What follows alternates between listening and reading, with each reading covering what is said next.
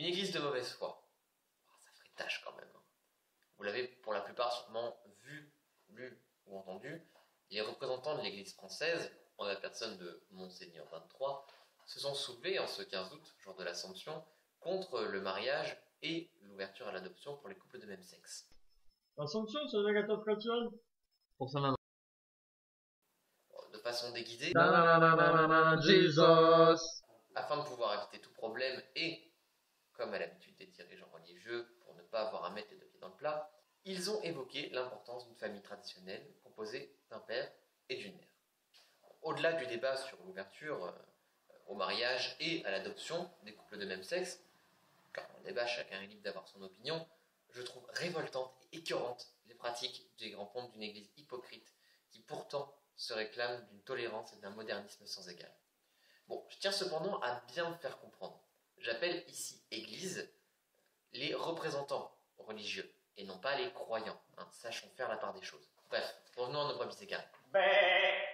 M'échouis pour cette intervention. Oh, de rien. Plus d'une fois ces dernières années, l'Église catholique a mis un point d'honneur à se détacher de toutes les affaires politiques en France comme ailleurs.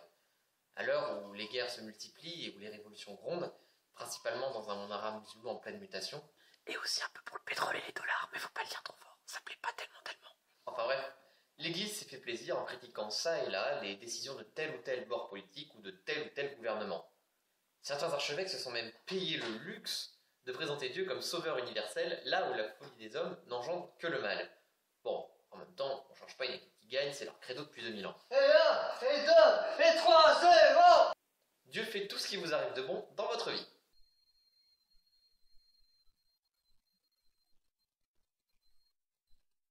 Par miracle, vous gagnez au loto?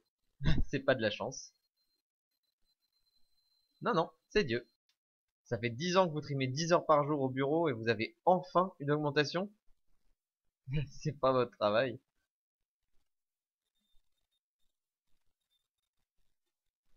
Non, c'est toujours Dieu. Vous arrivez enfin à vous taper Stacy, la petite stagiaire anglaise du 3e? C'est pas votre charme. Non, c'est toujours Dieu. On va prier. Bref, Dieu, c'est le côté lumineux de la force. Le reste, par contre, c'est les vilains humains. La case nulle s'est découvert. C'est la française des jeux.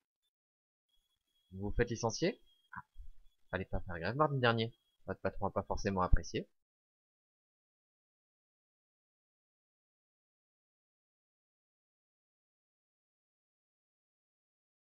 Vous finissez en tôle? Pas de chance.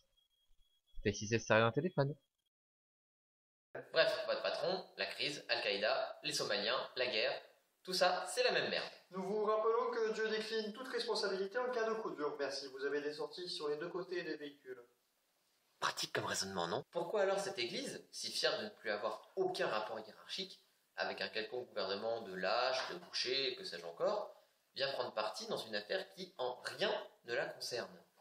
Que je sache, il n'a jamais été question, à un moment ou à un autre dans le projet de loi, d'ouvrir un mariage religieux aux homosexuels, ni même de forcer l'Église à accepter le baptême catholique des enfants adoptés par des couples de même sexe. Bref, c'est là que je voulais en venir. En quoi cette Église a-t-elle une légitimité à s'opposer à une possible union civile? À en croire les prêtres entendus, ce serait bafouer le mariage traditionnel et même le salir que d'appeler cette union mariage. Ah bon? Mais je savais pas qu'il y avait un copyright sur le mariage. Ah, tu sais, le droit d'auteur. Ah, c'est vrai. Enfin, que de faux prétextes, que de bassesse pour une église en pleine déperdition de fidèles. Et de pouvoir. Et de richesse aussi. Enfin bref. Image salie pour le milliard de croyants à travers le monde qui, pour la plupart, sont bien plus ouverts d'esprit et bien plus chrétiens que la plupart des prêtres, au comportement parfois plus que répugnant. Et d'ailleurs, il n'y a pas que les Mais les voies du Seigneur sont impénétrables. Pardon. L'Église nous apprend à aimer notre prochain, pas notre prochain homo. Mais elle devrait avant tout apprendre à balayer un peu devant sa porte, parce qu'il y a encore pas mal de saleté à nettoyer. Merci, Ressus. De rien, monsieur, de rien. Je reviens demain. Hein? Ah non, dégage, t'es viré. Ah, d'accord. Enfin, l'Église nous apprend à ne pas faire de mal et à ne pas critiquer. Bon, l'hypocrisie et la mauvaise foi sont des péchés. Franchement, je prie le ciel pour que la réponse soit non. Parce que dans le cas contraire, Benoît XVI et sa clique peuvent faire leur valise.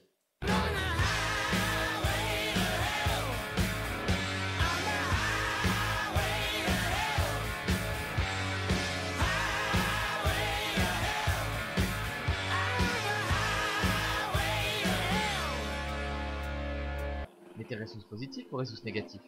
Chiffre, ça va.